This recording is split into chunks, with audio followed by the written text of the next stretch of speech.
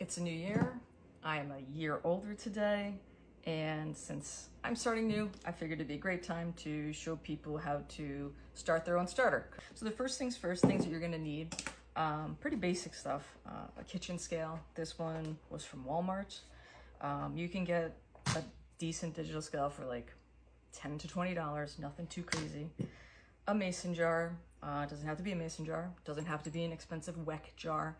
It just needs to, I've even used my glass of water in a pinch because it's got nice straight sides. Ideally you want something that has straight sides because, well, when you get into the heart of like mixing and stuff, you'll see that it's just nice not to have, like, even this one has a bit of a curve.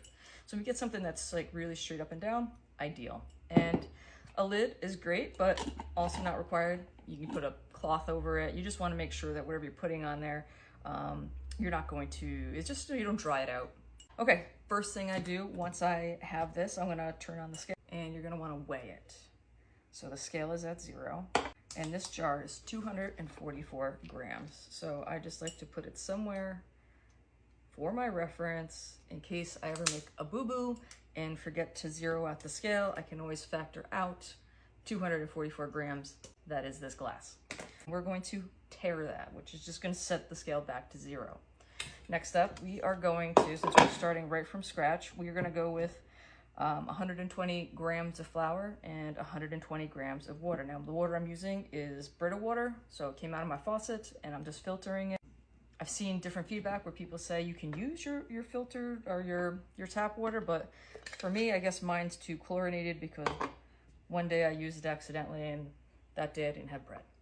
59 grams. All right, so I got my flour. We're gonna do 60 grams of flour and 60 grams of water. So here's my 60 grams of flour. I'm gonna zero out this again. And now I'm gonna carefully just pour my water in. 61 grams, I'm not gonna go crazy over it. And now you just mix it. Just wanna make sure that it gets all incorporated. You don't have any like dry pockets. And you see how I'm getting stuff everywhere? That's where having a straight-sided vessel comes in hand because then it's easier to clean. Now, this little guy that I'm using, Dollar Tree.